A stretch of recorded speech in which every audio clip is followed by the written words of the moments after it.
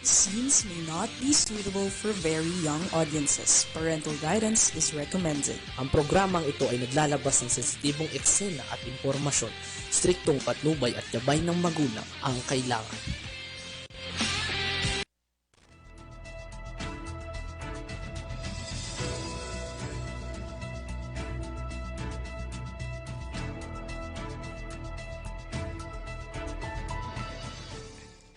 Okay, isang magandang araw po sa atin lahat. Ayan naman po ating balitang halian sa araw na ito ng Friday. So, tingnan niyo po ating kakalsadahan sa may Balintawak Toll Plaza. Tingnan niyo po ninyo, medyo may konting pagpagal ng kaunti. Siyempre mga nagbabayad dyan sa Toll Plaza. Okay, at sa iba naman dito sa Mapulang Lupa, Valenzuela, ayan naman po, maayos-ayos naman po ang kakarasadahan natin dyan. Mindanao Toll Plaza, medyo nagkakaroon na naman din ng pagbagal ng kaunti, papuntang northbound. Mga nagbabayad dyan, mga yan palagay ko. Okay. Sa may Kawayan, medyo traffic na ng kaunti. Konti pa lang, hindi pa naman masyado. Bukawi Toll Plaza, yan po, dire-diretso pa rin naman ang San Fernando. Maganda, maayos. Okay, at ang ating Philippine Online Broadcasters Association, dyan po tayo nakapasok. Okay. Samantala sa ulo ng ating mga balita, Pangulong Marcos hiwalay na, pinulong ang Senado at Kamara. Pangulong Marcos kabayanihan ng SAP 44 kikilalanin ngayong gawing inspirasyon. Questionable People's Initiative di papayagan ng Senado. People's Initiative unconditional ayon kay Carpio. Bagong deadline sa PUB consolidation, final na po. Ex-military leader ng criminal group patay sa engkwentro. Lalaki patay sa 3 bagets. Tuloy ang pagpapahinto sa PUB modernization, iginigiit ng piston. Sa kabuuan ng ating mga balita, inansila ni Pangulong Ferdinand Marcos Jr. ang nakatakdang pagpupulong ng Legislative Executive Development Advisory Council o yung LEDAC. Nitong Huwebes, kahapon po ito, sa halip ay nagkaroon ng hiwalay na executive session sa mga pinuno ng Senado at Kamara.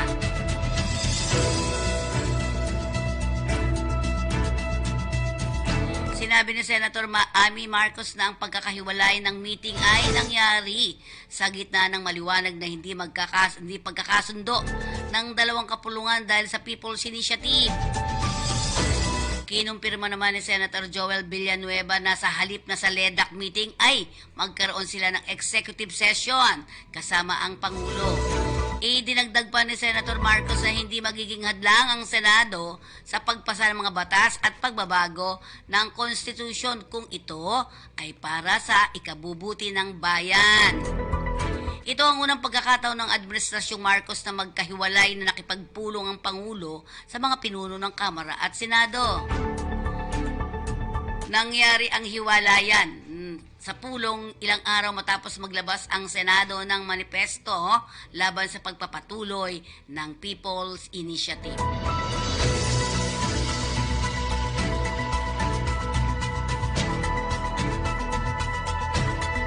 Samantala, umapila si Pangulong Ferdinand Marcos Jr. sa mga Pilipino na kilalanin at maging inspirasyon ang kabayanihan na ginawa ng PNP Special Action Force o SAP. SAP 44, kung natatandaan niyo po, na namatay sa Mama Sapano, Maguindanao. 9 na taon na ang nakakalipas. Ang bilis. Parang kailan lang.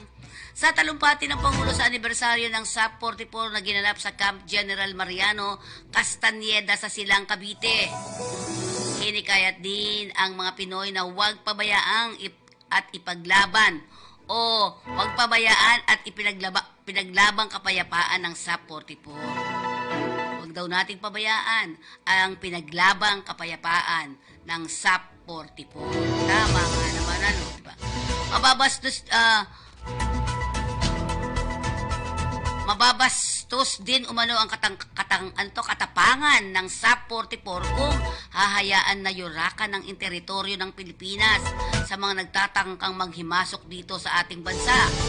Samantala umaasa si Pangulong Marcos na maharap na ng pamilyang SAP 44 ang kapayapaan. Bilang pagkilala naman ng mga gobyerno sa kabayanihan ng SAP 44 ay pinagkalooban ng kanilang mga pamilya ng housing assistance. 12.3 million, 26.4 pesos na educational assistance at livelihood assistance ng 16.33 million pesos. Partially released. Masaya na rin ang 44 no, di ba? Gayun din ang enrollment sa bawat isa sa benepisyaryo ng PhilHealth Lifetime Premium Coverage simula 2016 at pagpasok ng ahensya ng gobyerno, kabilang na sa PNP ang ilang benepisyaryo nito. Pinangunahan din ng Marcos wreath-laying ceremony bilang pagbibigay pugay sa SAP 44. Matatanda ang target ng Oplan Exodus ang pag-aresto sa international bomber na si Zulkifli Abdil alias Marwan, subalit napatay ng mga SAP members. Dito nagkaenkwentruhan ang SAP at ang mga tauhan ng Moro Islamic Liberation Front at bangsang Moro Islamic Freedom Fighter sa sitio Tukunalipaw na naging dahilan naman ng pagkasawi ng 44 sa kanila.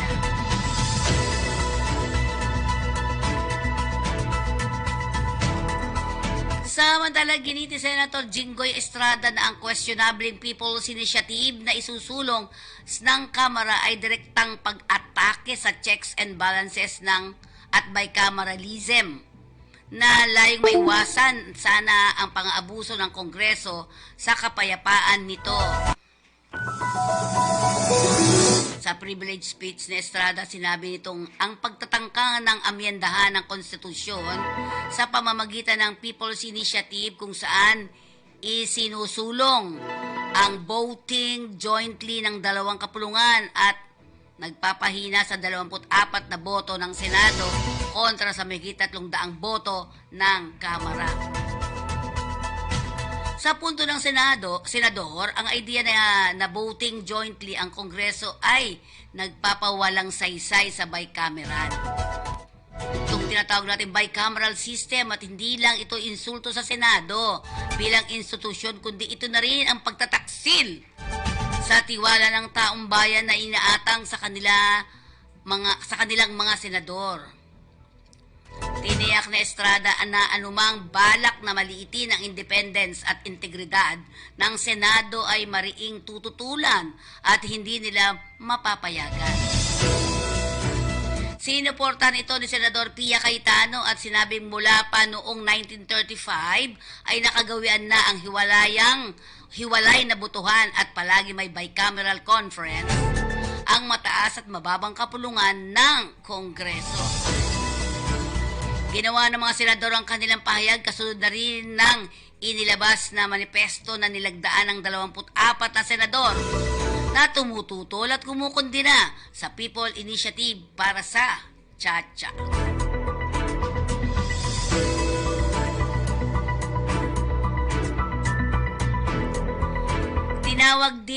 Tinawag ni dating Supreme Court Associate Justice Antonio Carpio na unconstitutional ang nagaganap na People's Initiative dahil sa pinapanukala ng rebisyon ng 1987 Konstitusyon.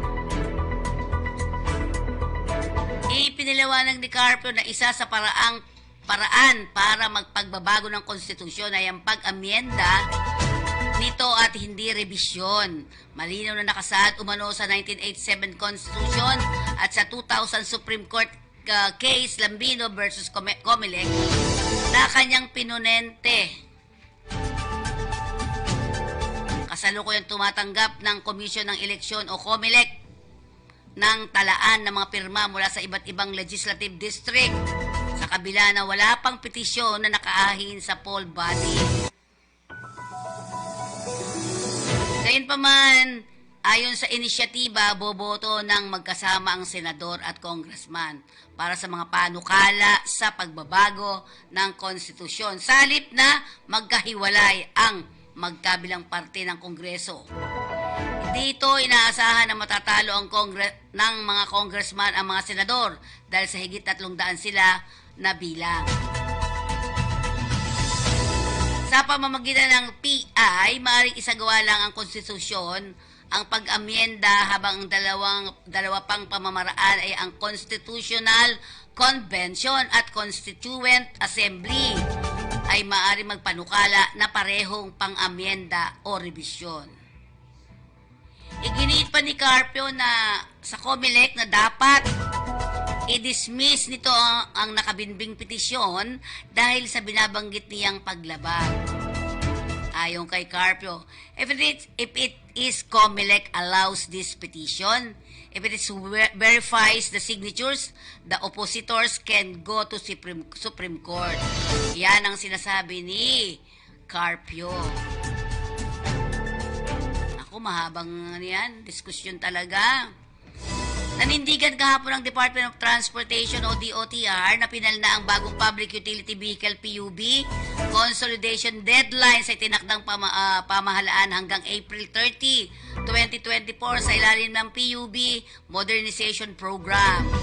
Nauna rito na nitong nakaraang Miyerkules ay inaprubahan ni Pangulong Ferdinand Marcos Jr. ang rekomendasyon ni DOTR Secretary Jaime Bautista na in-extend ang deadline para sa konsolidasyon ng mga PUBs sa isang kooperatiba o korporasyon.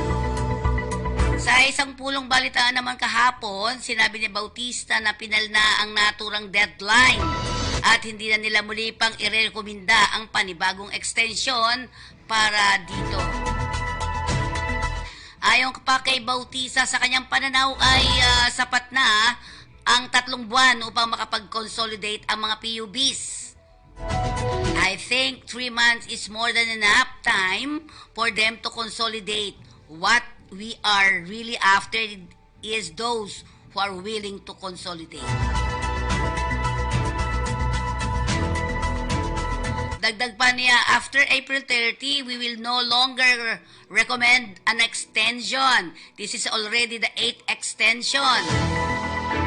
Ayon pa kay Bautista, dapat sana itutuloy na ang pagpapatupad ng PUBMP kahit nasa 76% na lamang ang nationwide consolidation rate. Sapat na kasi ang naturang bilang para ipatupad ang programa, ngunit nagpasyang palawigin pa ito. Inaasahan naman ni Bautista na sa sandaling matapos ang panibagong deadline ay aabot sa 85% ang consolidation rate. Matatandaan ng deadline para sa PUB consolidation ay formal na nagtapos noong December 31. Ngunit marami pang transport groups ang humiling na mapalawig pa ito. Layunin kasi umano ng extension na mabigyan pa ng sapat na pagkakataon ang mga operators na nagpahayag ng intensyong mag-consolidate ngunit hindi nakaabot sa deadline. Patay sa engkwentro ang isang dating sundalo na leader ng Concepcion criminal gang na sangkot sa pagpaslang sa isang city engineering ng Makati City at iba pang mabibigat na krimen, kabilang ang rape ng manlaban sa mga otoridad sa ikinasang Copland Iron sa Parañaque City gabi ng Miyerkules. Ang nasawi na kinilalang si Gilbert Saysay Concepcion, residente ng Malolos Libon o Malos Bolos Libon, Albay, ang sinasabing founder at leader ng naturang criminal gang na nagsangkot sa laganap na extortion activities, pagnanakaw at pananakot sa mga construction company, mga negosyante at iba pang individual sa Albay, Camarines Sur at sa mga kalapit na lugar. Isang lalaki na di patukoy ang pagkakilanlan nito ang kasamang nasawi sa naturang engkwentro.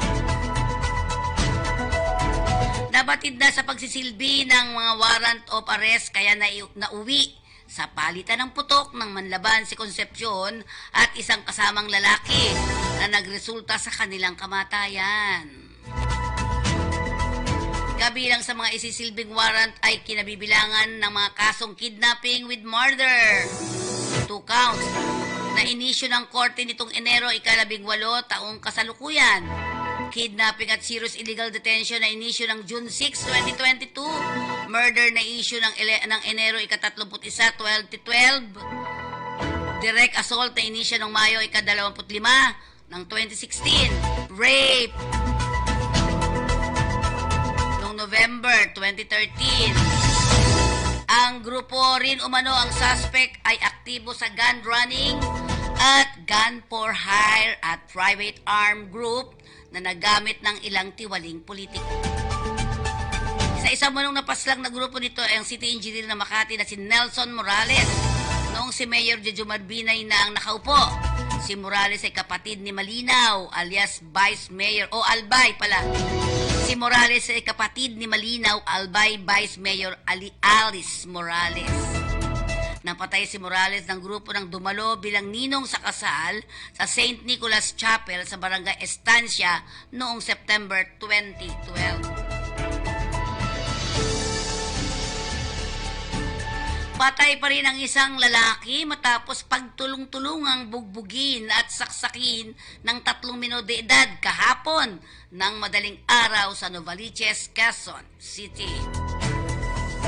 Dead on arrival sa Dr. Jose Rodriguez Memorial Hospital ang biktimang si Bobby Mijares Longas, residente ng Maligaya Park, Barangay Pasok, Putik, Quezon City. Nadakit naman ang suspect na sina alias Ambo, grade 9 at alias Aldrin, grade 11. Student ng mga child in conflict with the law habang nakatakas si alias Kiervin. Sa pagsisiyasat ng Quezon City Police District Criminal Investigation and Detection Unit, nangyari daw ang insidente dakong alas 12 o 12:50 ng madaling araw doon sa naturang lugar. Bago ang insidente, magkasama sina alias Kiervin at isang babae nagngangalang Eunice. Dito ay tinawag at inalok ng biktima si Eunice na kumain ng mangga na tumalima at iniwan sa isang tabi si alias Kiervin. Makalipas ang ilang minuto, nilapitan ng mga sospek ang biktima at pinagtutulungang bugbugin. Kasunod nito ay binunot ni alias Ambo ang kanyang dalang kutsilyo, saka ito inundayan ng saksak ang biktima sa iba't ibang dako ng kanyang katawan. Samantalang isinugod sa ospital, subalit binawian na rin ito ng buhay. Inihanda na ng kasong isasampa laban sa mga suspect.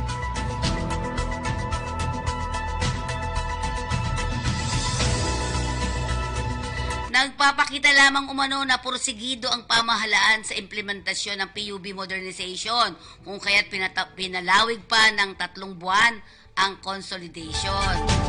Ito ang reaksyon ni Steve Ranjo, Secretary General ng Transport Group na pinagkaisang samahan ng mga tsuper at operators nationwide. Yan ang ayon sa Pinston. Kaugnay sa pag-extend ng Pangulong Ferdinand Marcos Jr. sa Public Utility Vehicle hanggang April 30, ang PUB consolidation ay requirement tungo sa PUB modernization. Binigyan din nito na mas masisiyahan sila kung pabor sa kanila ang ipalalabas na desisyon ng Korte Suprema sa iniihain nila na makapaglabas ng TRO laban sa PUB modernization at consolidation dahil hanggang sa ngayon ay hindi pa rin malinaw at kailangan pang maliwanagang mabuti ang mga mamamayan tungkol sa isinusulong na PUB modernization ng gobyerno. Yan po ang ating mga ulat sa ngayon. Tayo muna ay magbigay ulat sa ating panahon. Sa ating lahat, ako si Benison Estarehan. Sa ngayon po, umiiral pa rin ang shear line at nagpapaulan pa rin po ito sa malaking bahagi po ng Visayas and Mindanao na at aasahan din po yung epekto ng northeast monsoon naman or amihan sa natitirang bahagi po ng Visayas at malaking bahagi ng Luzon. Ito po yung nagdadala ng malamig na panahon plus may hinang pag-ulan doon. Samantala po, wala naman tayong inaasahang bagyo na papasok ng ating Philippine Area of Responsibility and low chance na po na magkakaroon pa tayo hanggang sa matapos ang buwang ito. Para naman po sa magiging pag-ulan ngayong araw, mostly dito pa rin po sa may eastern portion of Luzon at sa may southern Luzon magkakaroon ng mga pag-ulan dulot po ng amihan. Pinakamatataas ang tsansa ng ulan dito sa may Bicol region, dito rin po sa Marinduque, Romblon, and Oriental Mindoro, mga light to moderate rains po yan. Mag-ingat sa mga posibleng pagbaha at pagguho ng lupa. Dito naman sa may Quezon, sa malaking bahagi po ng Cagayan Valley and Cordillera Administrative Region as well as Aurora, asahan po yung may hinang ulan at makulimlim pa rin na panahon most of the day dulot ng amihan. Dito naman sa Ilocos Region, natitirang bahagi po ng Central Luzon, Metro Manila, rest of Calabarzon and rest of Mimaropa, partly cloudy to cloudy skies pa rin po at kung may mga pag-ulan man, saglit at may hina lamang po ito. Dito sa malaking bahagi ng Luzon, preskong panahon po ang ating mararanasan, hindi kataasan yung ating mga temperatura and in fact, sa madaling araw po possible yung less than 20 degrees Celsius na minimum temperatures over Lawag, dito po sa may Tuguegarao at magi dito sa may Tagaytay. Habang sa Metro Manila, between 21 to 29 degrees Celsius po yung ating temperatura. Dito naman sa Baguio, pinakamalamig sa ngayon, 12 to 21 degrees Celsius. Sa ating mga kababayan po sa Visayas, pinakang uulanin dulot ng shear line, ito pong eastern portion of Visayas. Asahan po yung kalat-kalat na ulan and thunderstorms na posible pa rin magdulot ng mga pagbaha at pagguho ng lupa. Kaya lagi po magantabay sa ating ipapalabas na weather advisories and heavy rainfall warnings. Dito naman po sa parting Western Visayas, lalo na sa Aklan and Capiz, medyo makulimlim pa rin po ang panahon at makakaranas ng mahina hanggang katamtamang ulan dulot ng northeast monsoon. Habang sa natitirang bahagi po ng Visayas, umaga pa lamang medyo makulimlim na dito sa natitirang bahagi po ng Panay Island, Northern Negros and Northern Cebu, nasasamahan din ng kalat-kalat na ulan pagsapit po ng hapon hanggang sa gabi for most of Visayas na po yan. Sa ating mga kababayan po sa Mindanao, pinakang uulanin dulot ng shear line ang Caraga region, lalo na po itong Dinagat Islands and Surigao provinces. So kung lalabas po ng bahay, magdala ng payong dahil possible yung kalat-kalat na ulan and thunderstorms, nandyan pa rin po yung banta ng mga pagbaha at pagguho ng lupa. Habang sa natitirang bahagi po ng Mindanao, partly cloudy to cloudy skies naman po tayo. Medyo maaraw dito sa may western portion such as Bangsamoro Region and Zamboanga Peninsula, habang medyo maulap most of the day dito sa may eastern part. Itong Davao Oriental, Davao de Oro, and maging dito rin po sa may Bukidnon, Misamis Oriental, and Siquijor. Meron din mga tsansa po ng mga localized thunderstorms or pulupulong ulan or pagkidlat-pagkulog na nagtatagal lamang ng 1 hanggang 2 oras. In terms of our temperatures, preskong panahon din po ang mararanasan dito sa malaking bahagi po ng Visayas, habang dito sa parting western and southern portions of Mindanao, possible yung mainit na panahon, lalo na sa may Zamboanga City, Davao City, Cotabato, and Gensa na between 32 to 33 degrees Celsius pagsapit ng tanghali. Sa ngayon po, dahil dun sa pagbaba pa ng ating northeast monsoon, meron na tayong gale warning sa eastern seaboards ng southern Luzon, Visayas, and Mindanao. Hanggang 4.5 meters po ang mga pag-alon doon or nasa 1.5 palapag po ng gusali sa may eastern seaboards of Catanduanes, eastern coast ng Albay at ng Sorsogon. Dito rin po sa may northern and eastern coast ng Northern Samar, silangang baybayin ng Eastern Samar, pababa ng Dinagat Islands, Surigao del Sur at sa mga isla ng Siargao and Bukas Grande. Yung mga pag-alon po niyan delikado sa mga small sea vessels, sa mga island hoppings po at lalo na sa ating mga kababayan na nangingisda. And please take note po, no, hindi lang itong mga areas na to magiging maalon. Dito po sa may Western Visayas and Mimaropa, yung mga pag-alon po natin dito, posibleng umabot between 3 to 4 meters at delikado rin po ito sa maliliit na sasakyang pandagat. Ito po ay dahil sa northeast monsoon. And in the coming days po, makakaranas pa rin tayo ng maalong karagatan in many seaboards of Luzon, Visayas, and eastern portion of Mindanao.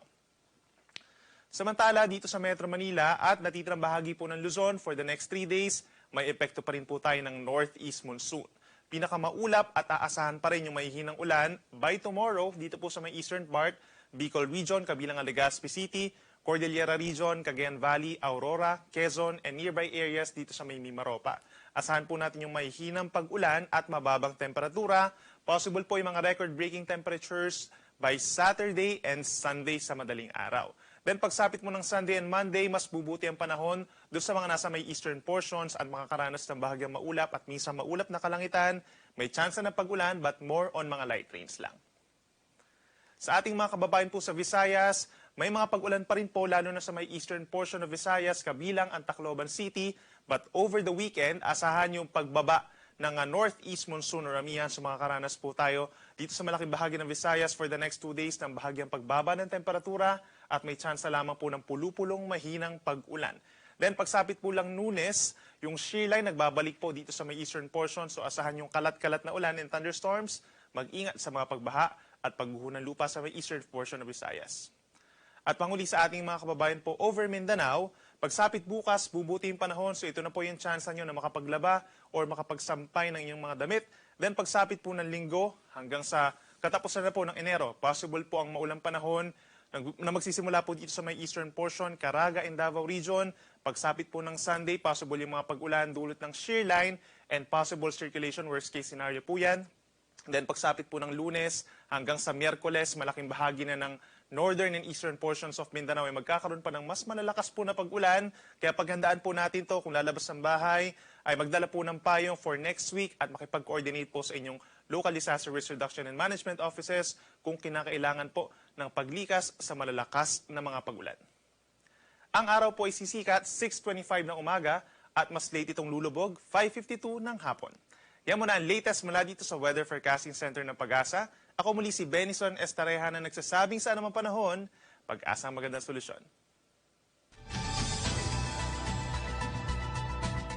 At ngayon dakuhan po natin ang RTBM natin, yung in-affirm ng ating presidente ang commitment nito at suporta sa DepEd. Atin tingnan.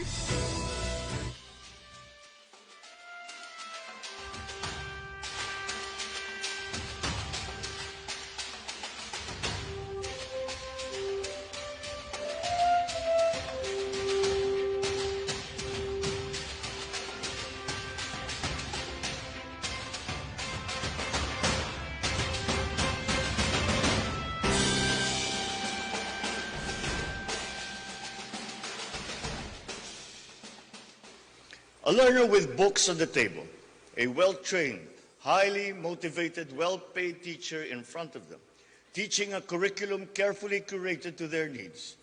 At sa gitna nito, ang sentro ng ating pagsisikap, isang batang natututo. We are cognizant that VP Sara and the whole of the DepEd family are pulling out all the stops for the betterment of our basic education by focusing on ensuring teachers' teaching quality, competency, and well-being, improving our learners' capacities and nutrition, building better, more facilities to aid both teaching and learning. I thus call on everyone to join us in this daunting but extremely rewarding endeavor under Bagong Pilipinas, marked by a matatag educational system that paves the way for a more empowered, secure, and progressive future.